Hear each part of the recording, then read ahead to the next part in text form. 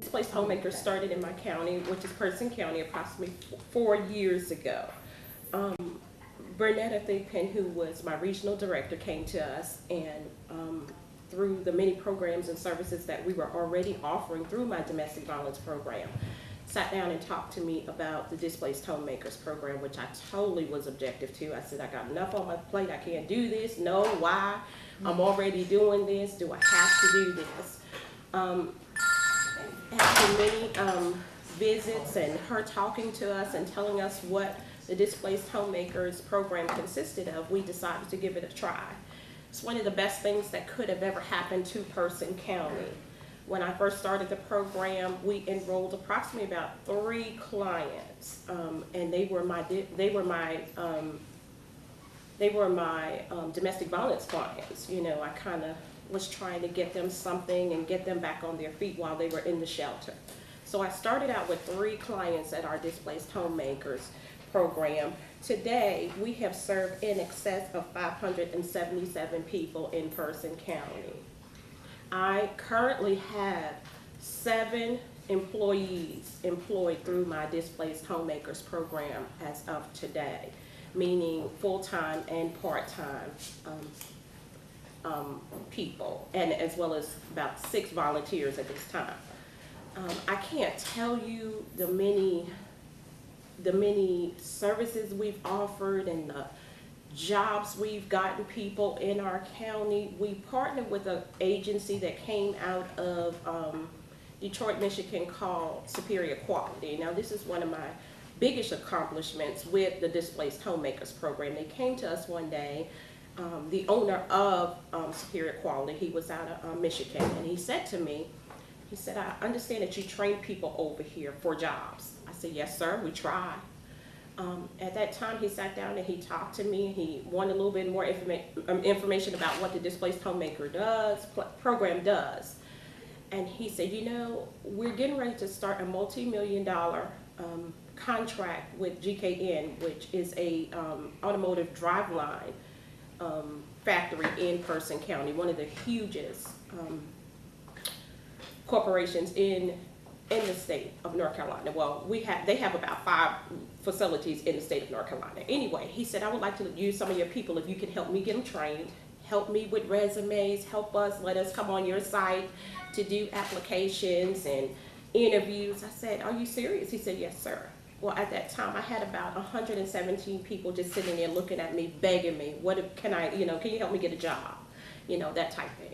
So negotiations went on, the board came and met, and we talked, and papers went back and forth.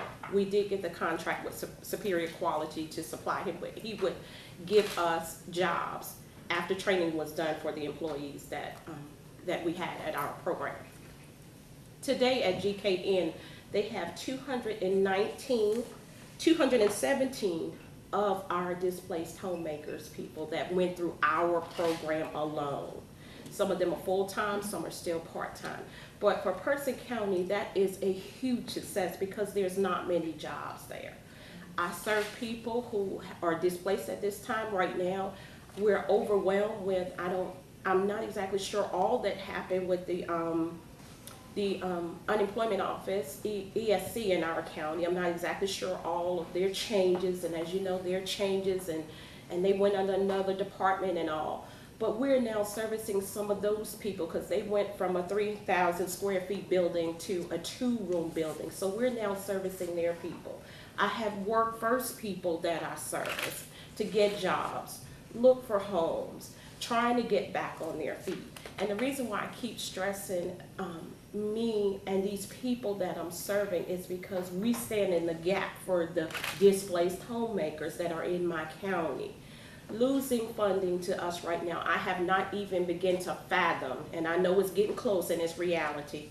When I talked to Annette just a couple of weeks ago, she wanted to talk to me about, she says, well, have you started making changes? For some reason or other, I have not even begun to say that my program is going anywhere. I guess because it has done so well. I know I have to face reality. I know that we got to do something with it, but I'm talking about a huge, major cut in the area of Person County, helping people, getting people back to work. So my plea is not only for Person County, I know I speak for the displaced homemakers all across the state of North Carolina, to somehow find another way that we could service these victims, not only victims, but I do serve victims as well as displaced homemakers in this program. How can we fund and how can we get these people still somewhere to go and do job search?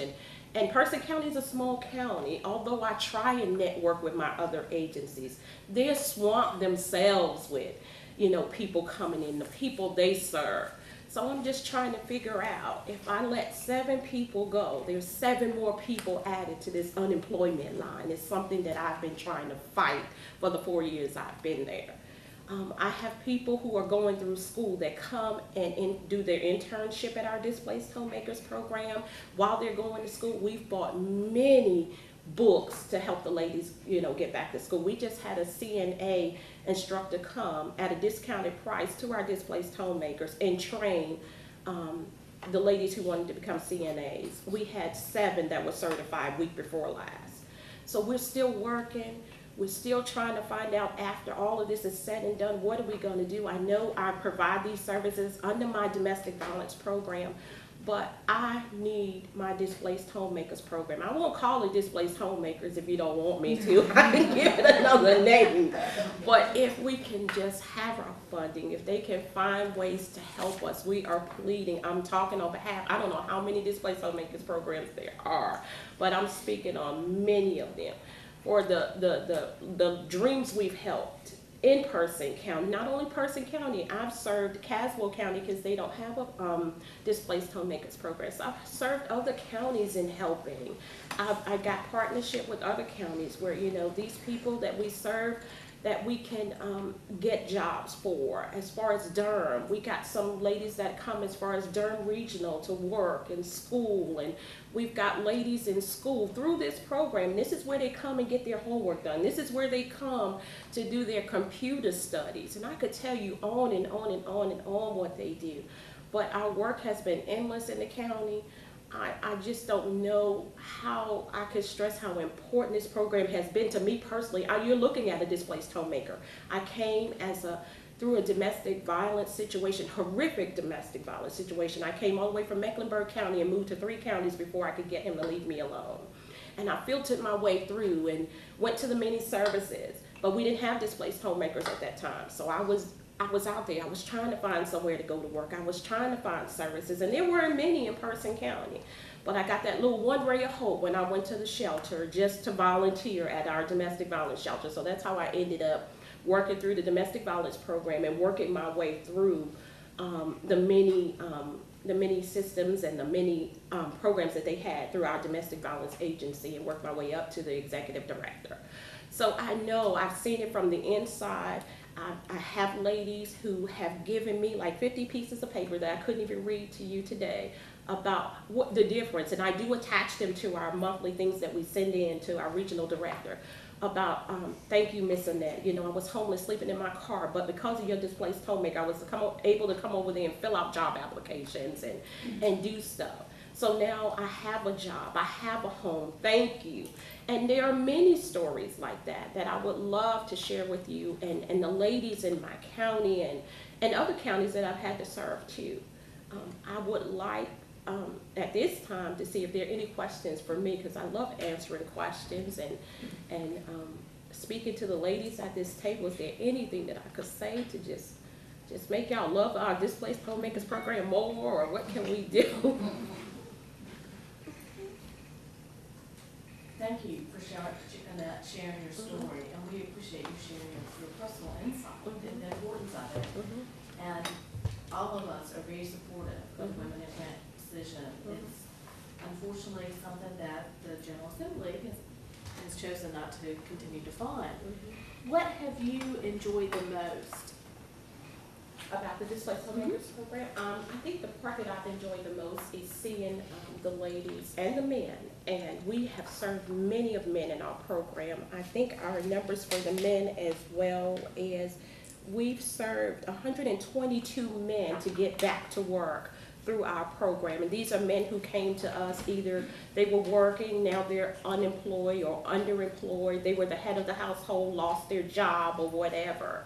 And I think the greatest part of working through that program is being able to get these people and these clients back to self-sufficiency, working and being able to provide for themselves.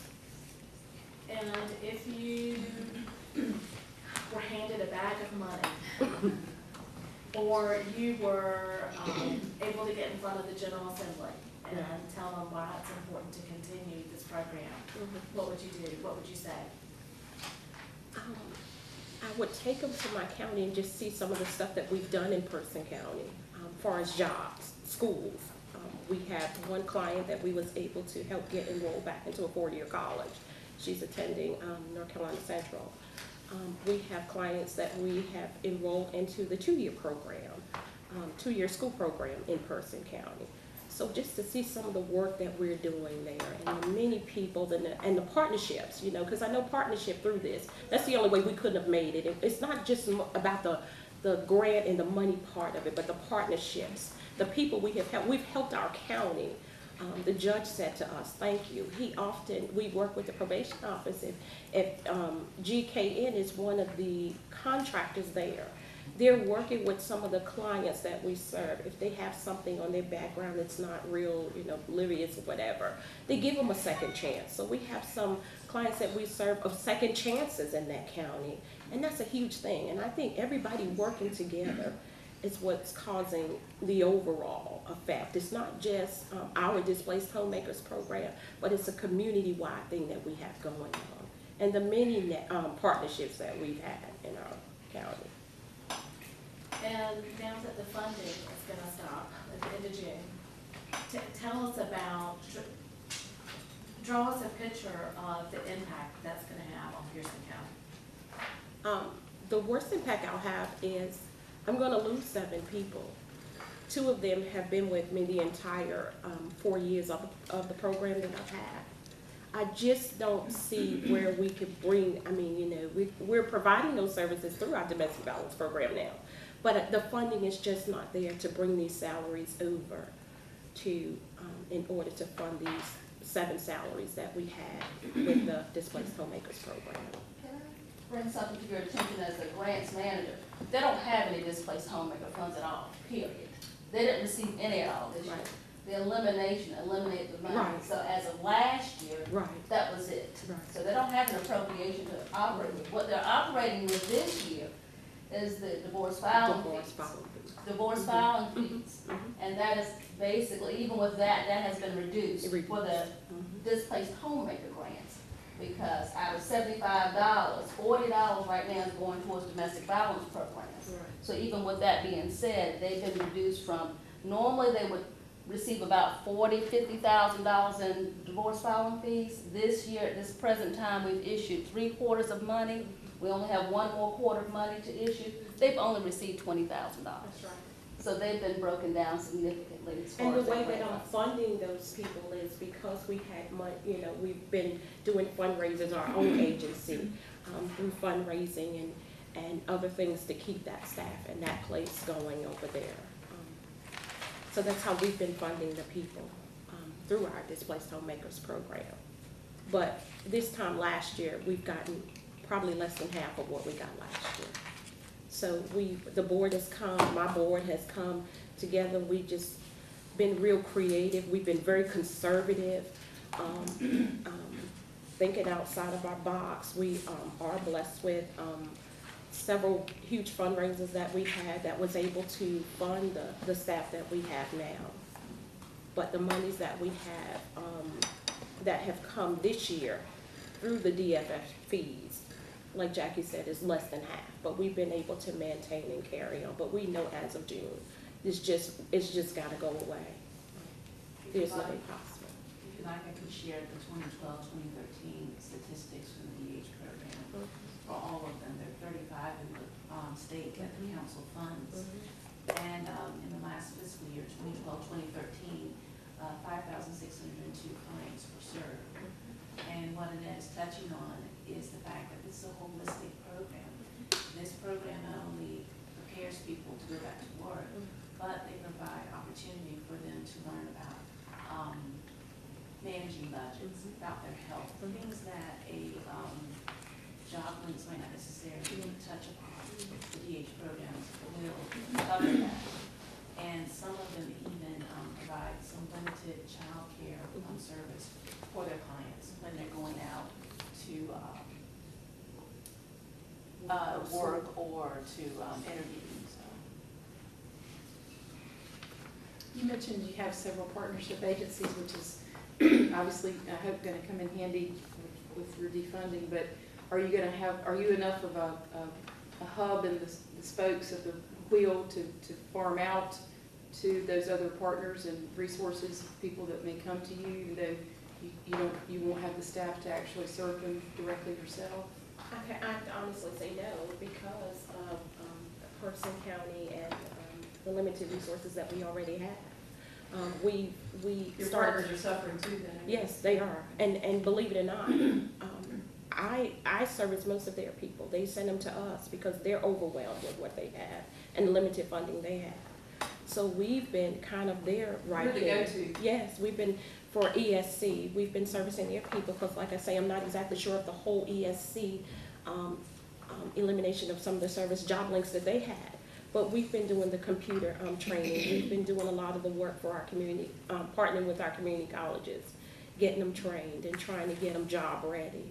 So although my agencies in the community are very good about helping me when I need it, their resources are limited as well. So I don't have a whole, I wish I did, I don't have a whole 5-page list of things that I can offer my clients once they leave us in the next couple of months.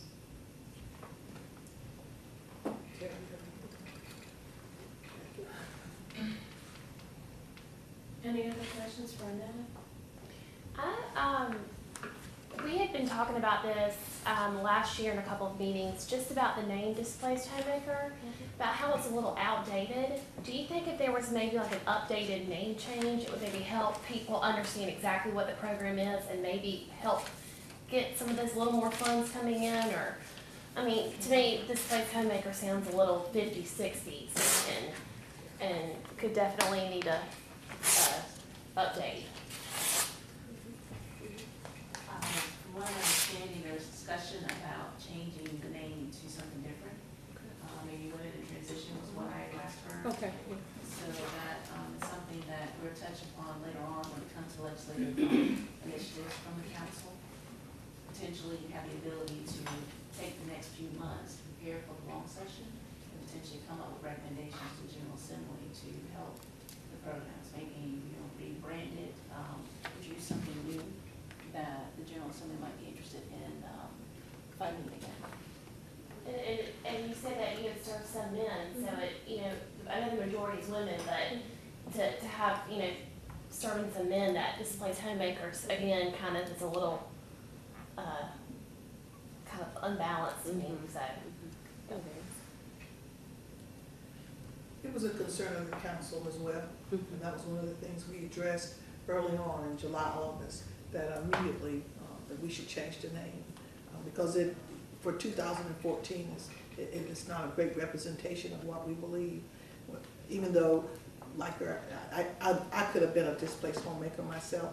I've been a stay-at-home mom since 1986, and then I had to go back to school in order to polish my skills and expertise to go back to school, and now in graduate school, and so one does have to prepare. We were talking earlier about the shelters that we're funding, and that one of the mandates that we're talking about is financial literacy, just all kinds of things, as well as information about getting jobs and things that we're going to mandate in some of the shelters that our women will be going to, how we can help them. So we grieve like you are as well regarding the loss of displaced homemakers or women in transition program. And as a Council for Women, we're seeking ways ourselves and being innovative on how we might possibly find some funds. Thank you. Any other questions for Annette? We applaud you and all that you are doing, so thank you. And I truly have to say, I thank the North Carolina Council for Women. As I said, I came through the North Carolina Council for Women as a victim myself. And I guess that's why it's such a passion for me. You hear me so passionately speak because it was personal for me.